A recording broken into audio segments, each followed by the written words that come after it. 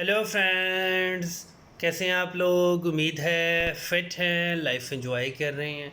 Friends, detail से video share करेंगे blue टर्नेट के अबाउट। इसको बटरफ्लाई पीस कहते हैं, पिजन फ्लावर्स भी कहते हैं, और इसको आज हम सीड से ग्रो करने जा रहे हैं। फुल डे सनलाइट में इजीली टॉलरेट करता है। आप इसको रूफ टॉप पे, बालकनी पे, टेरेस पे इजीली मैनेज कर सकती हैं।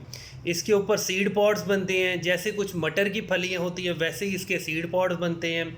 जब इसके सीड पॉट ड्राई हो जाते हैं तो इसमें ब्लैक कलर के काफ़ी हार्ड से सीड्स आपको मिलते हैं। इन सीड्स को आप सेव भी कर सकते हैं, ग्रो भी कर सकते हैं। इसका ग्रोइंग सीज़न तो सारा साल है। अगर आपको 100% आइडियल रिजल्ट चाहिए तो आप 15 फरवरी से लेके 15 अप्रैल तक इसके सीड लगाएंगे, 100% जर्मिनेशन होगी। और इसकी जो बेल बनती है वो बहुत ज़्यादा वाइल्ड होती है, मतलब वो हैंगिंग वाइन बनती है। आप कहीं पे भी उसको एडजस्ट कर दें, कोई जाली हो, कोई लूवर्स हो, कोई बड़े साइज़ का दरख्त हो, ये ख़ुद ब खुद हैंग करेगी और बहुत जल्दी वाइल्ड ग्रो होगी, मल्टीपल ब्रांचेस निकलेगी और पूरे एरिए को ये बिल्कुल कवर कर लेगी और बहुत ज़्यादा ग्रीन लुक देगी आपके टेरेस को, बालकनी को, लॉन को। अगर आप इसकी पनीरी बनाना चाह रहे हैं तो आप मीडियम साइज़ गमला यूज़ कर लें। अब इसके लिए हमने जो गमला यूज़ किया है वो मीडियम साइज़ का है। इसके अंदर बिल्कुल सादा सी मिट्टी है, वेल ड्रेन्ड सॉइल है, जिसको आप हल वाली मिट्टी कहते हैं, भालू मिट्टी कहते हैं। फर्टिलाइज़र अगर थोड़ा सा ऐड कर लें तो कोई इशू नहीं है, लेकिन अगर सीड लगाते हुए आप बिल्कुल भी फर्टिलाइज़र ऐड नहीं करते तो फिर भी आपके सीड जर्मिनेट हो जाती है। इसके सीड्स बहुत ज़्यादा हार्ड होते हैं, लेकिन आप बिल्कुल डायरेक्ट सो कर लें। अगर आप चाहें तो पानी में सोक भी कर सकते हैं, अगर आप डायरेक्ट लगाना चाहें तो डायरेक्ट लगा सकते हैं। इसके सीड्स को आपने मैक्सिमम 1 इंच डीप करके लगाना है। सीड लगाने के बाद आपने बिल्कुल सादा सी मिट्टी से कवर कर देना है। सीड्स के ऊपर 1 इंच की लेयर लाजमी होनी चाहिए। फर्स्ट टाइम आपने थोड़ा सा ज़्यादा पानी देना है, इतना ज़्यादा पानी देना है कि गमले की मिट्टी जितनी भी है एक बार मॉइस्ट हो जानी चाहिए। और जब तक आपके सीड जर्मिनेट नहीं हो जाते आप गमले की मिट्टी को मॉइस्ट रखेंगे, चाहे आपको दिन में 1 बार पानी देना पड़े, चाहे आपको 2 बार पानी देना पड़े। लेकिन जब तक आपके सीड जर्मिनेट नहीं हो जाते आपने गमले की मिट्टी को सिर्फ़ और सिर्फ मॉइस्ट रखना है। कभी भी उसको ना कीचड़ बनाना है ना उसको सोगी बनाना है। और सीड लगाने के बाद गमले को आप चाहें तो फुल डे सनलाइट में भी रख सकते हैं, जैसी फरवरी, मार्च, अप्रैल की धूप होती है। अगर आप चाहें तो इसको शेडी एरिया में भी रख सकती हैं।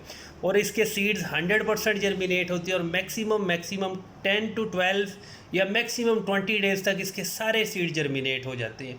और जैसे ही जर्मिनेट होते हैं वैसे ये बिल्कुल वाइन्स बनती जाती है, बहुत ज़्यादा हैंग होती है, क्लाइंब करती है और आपको बहुत अच्छी जल्दी कवर्ड करेगी एरिए को और बहुत जल्दी वाइल्ड ग्रो होगी। और अगर बात की जाए इसके फ्लावर्स की तो ये हर्बल प्लांट है। इसके बहुत सारे मेडिकल यूजेस भी हैं। इसके जो ब्लू कलर या वाइट कलर के जो फ्लावर्स होते हैं उसको अगर आप पानी में भिगोते हैं, पानी में सोक कलर करते हैं तो फ्लावर्स अपना कलर को ब्लीड करते हैं, वो पानी को बिल्कुल कलर्ड कर देते हैं। उस पानी को बहुत सारे लोग यूटिलाइज़ भी करते हैं ड्रिंकिंग पर्पज़ के लिए भी, और तो और ये स्किन के लिए भी बहुत सारे बेनिफिट्स हैं। और जो इसकी फलियाँ होती हैं, सीड पॉड्स होती हैं, जो इसके ब्लैक कलर के सीड्स होते हैं उसको क्रश करके पाउडर करके बहुत सारी मेडिसिन में भी यूज़ किया जाता है और पंसारी की दुकान पे ये सेल भी होते हैं। जिस बड़े गमले में हमने 2 या 3 सीड बिल्कुल जोड़ के लगाए थे वो सारे जर्मिनेट हुए थे, एक साथ ही जर्मिनेट हुए थे। और इसी गमले में पहले से एक मदर प्लांट था, उसके ऊपर भी बिल्कुल ग्रीन लीव्स आ चुके हैं। जब हमने सीड लगाए थे उस वक्त ये बिल्कुल ड्राई सी बेल थी, लेकिन अब मौसम चेंज हो चुका है, आजकल बारिशें भी हो रही हैं, तो आपके जितने भी प्लांट्स हैं ड्राई हो या डेड हो बहुत सारे चांसेस होते हैं कि वो दोबारा से ग्रीन हो जाए। अब हमारे सीड भी कुछ जर्मिनेट हुए थे और जो हमने गमला अलग से जिसमें बहुत सारे सीड लगाए थे उसमें जो बेबी प्लांट्स बने थे उनको हमने लॉन में शिफ्ट कर दिया था।